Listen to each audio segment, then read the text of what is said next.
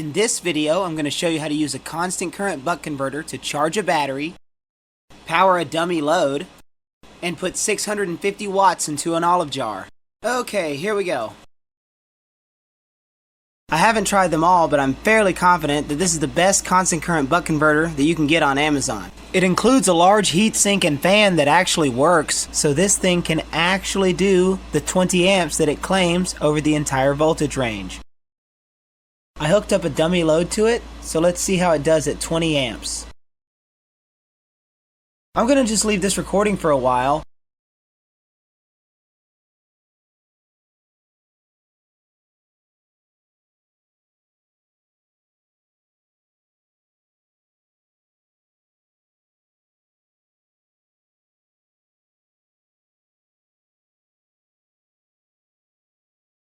Just so you can see, we have an input voltage of 50.56 volts and an output voltage of just under 6 volts. That's a massive voltage difference, and it's running at 20 amps. We're up to 130 degrees Fahrenheit on the heatsink, 130.6.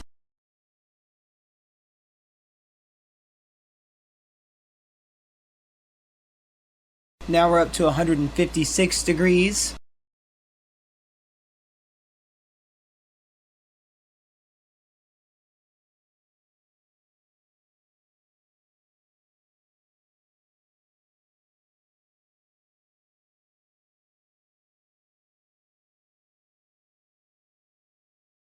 The hottest temperature I'm seeing is 157 Fahrenheit.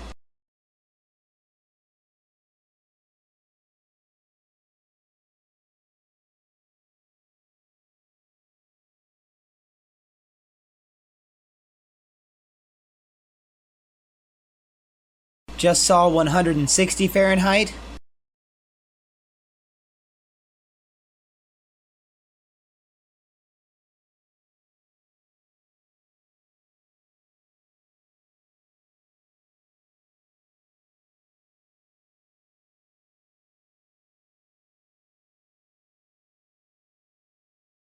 Seems to be stable at 160. I'm going to let it sit here for a few more minutes. And remember, this thing is just constantly pumping out the amps. We're not doing peak, we're doing continuous. It's just constantly dumping 20 amps into this load.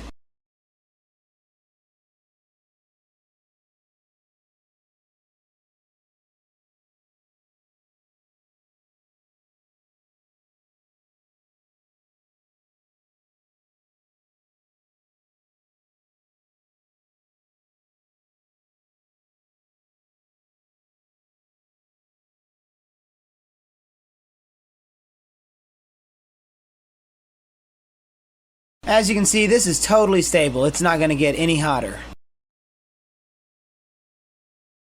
Just in case you're curious, here's the load. Now it's out of the water. We'll turn it off so it doesn't burn up. Now, I know I only ran this buck converter at peak load in those conditions for just a few minutes, but I challenge you to do that same thing with any other buck converter. So now let's use it to charge a battery. This is a 7S 4P NMC battery, so it's considered to be 24 volts. It requires a full charge voltage of 29.4 volts. This is set to 29.3, which is definitely close enough. Its current voltage is something lower than that. We'll just turn this off first, not for any safety reason, just so I can show you, and we'll plug this in. The buck converter is set to 29.3 volts, but that's just the maximum voltage. It's also set to 5 amps, but that's just the maximum amps. We can control the voltage and the resistance. We control the voltage by setting the output here, and we control the resistance by choosing the components that we build our things out of. The amount of current that flows is a result of the difference between the voltage in the power supply and the voltage of the load, along with their combined series resistances. So, when I press this button, I have it set to 5 amps. So what it does is, it detects the resistance here and raises the output voltage to whatever it needs to be above this voltage to produce 5 amps of current flow. That's why the output voltage rises automatically. The output voltage is rising as fast as it needs to rise considering the ever-rising voltage of the battery and its resistance. And it simply does whatever it needs to do to maintain that so that 5 amps of current flows. The same thing will happen with the dummy load. This is at 0 volts. The battery's way higher voltage than this, right? But this is at 0 volts, and the buck converter will raise the voltage to whatever it has to raise it to so that the voltage difference is just right to produce that many amps of flow. So I've got this thing set to 5 amps and this thing's at 0 volts. So the output voltage of the buck converter is going to drop to something very low, whatever is required to get the current that I set. And there we go. You can see this in real time. Well, close to real time because the screen doesn't show you the voltage as you're changing the settings. Now I'm going to raise this to 10 amps. And what it will do is, it will raise the output voltage to whatever it has to be to make the amount of flowing current 10 amps. And it does that by detecting the resistance. So let's increase the current. I've noticed around 13 amps is when things get real spicy. There we go. 13 amps of current is currently flowing into this 0 volt load. So that means it takes 3.5 volts from this, considering this cable, this connector, this wire, the whole circuit has a certain resistance such that it must get 3.5 more volts than it already has to produce 13 amps. So if this was somehow sitting at 10 volts, it would need 13.5 volts coming in to produce 10 amps.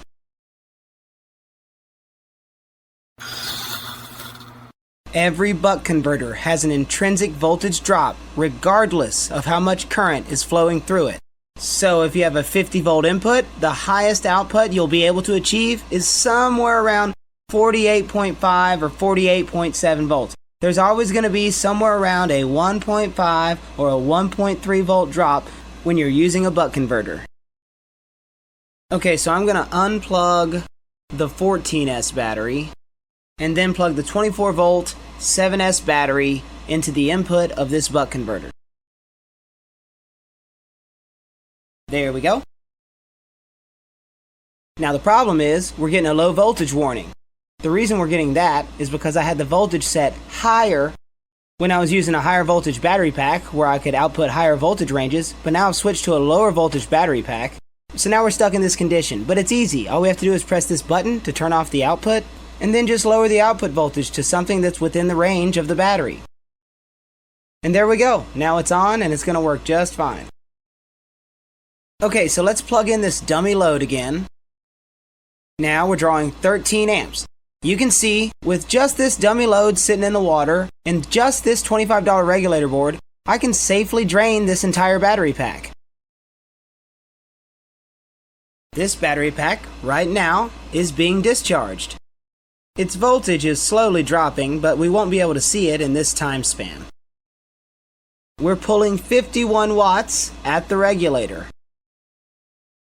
This is limited to 20 amps, but we're not running it at 20 amps. Also, we're not running it at the highest voltage range to give us access to all those amps. So we can raise the voltage and raise the current just to give us some more headroom here. There we go. Now we're drawing 119 watts through this regulator here.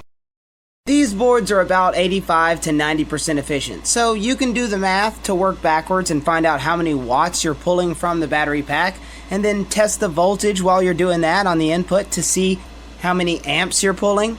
And it allows you to just easily, reasonably put relatively high voltage batteries under a controllable load. It's not exactly what I would call a battery testing tool, but it can still give you a lot of useful information about the health of the battery. Okay, I've got another load hooked up. Let's see what it does. Alright, we're drawing 260 watts now. 11.58 amps at 22.3 volts. Let's let this sit here a minute.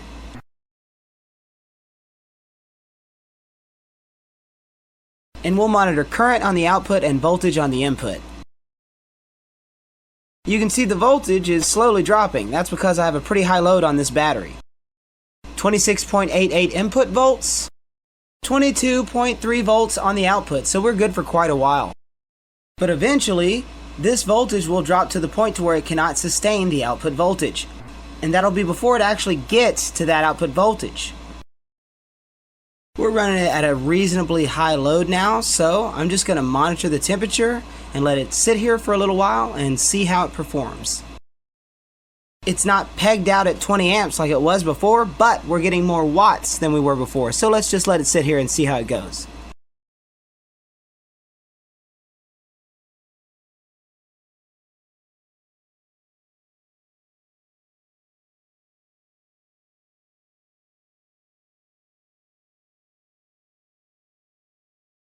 So far I'm just seeing 109 Fahrenheit as the max. Oh, there's 110.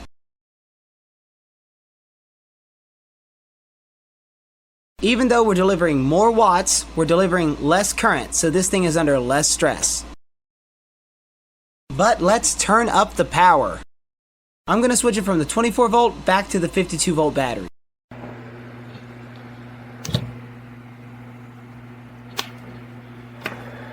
That's not going to change anything right away, but it'll give us a higher voltage range to work with. Okay, now we're doing nearly 20 amps.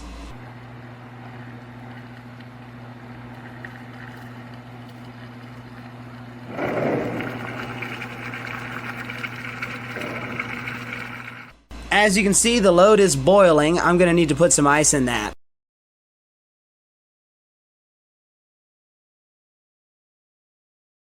Here we go, fresh new water with ice. Let's get this back out of the way.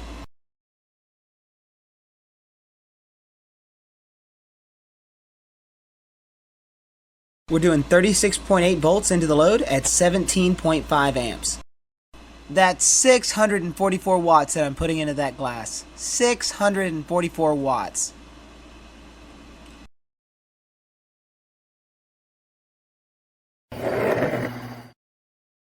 And we're just going to give this a moment to see how this buck converter does before the water starts to boil. The water is definitely going to overheat, but luckily we don't have to worry about the buck converter. We'll get this on camera too, just so we can see the ice melt. Oops, gotta get this lower. There we go, that should be alright. Over half a kilowatt. This thing's rated for 1 kilowatt. And so far we're at 128 Fahrenheit.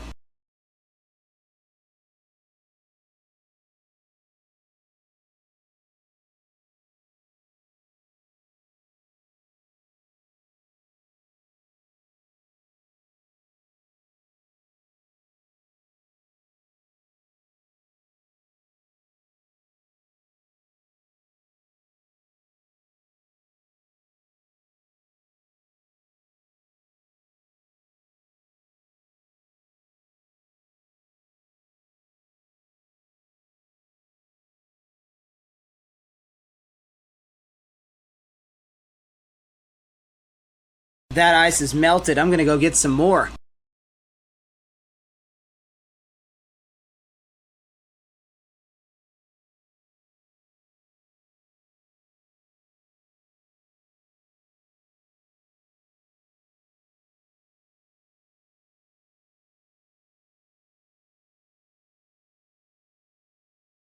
Here we go.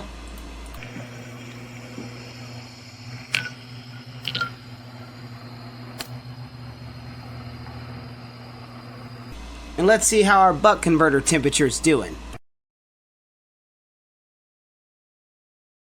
The hottest I'm seeing right now is just under 137.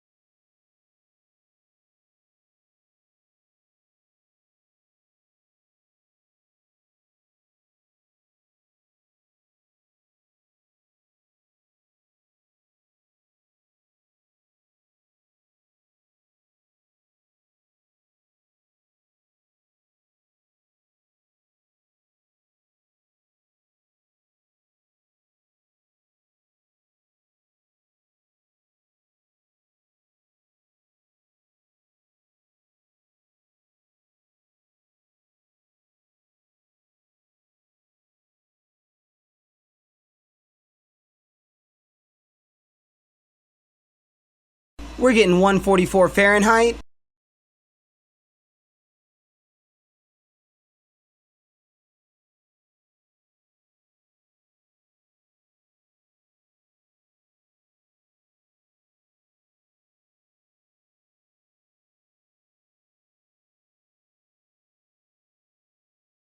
This water is very hot.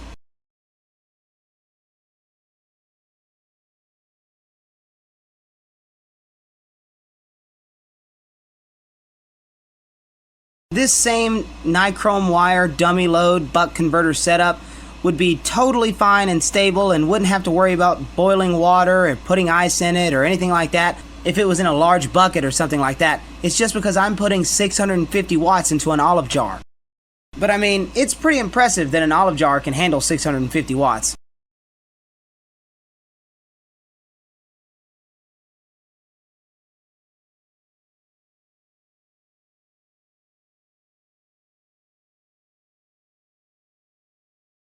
Let's see how the buck converter's doing. The water's about to totally give up.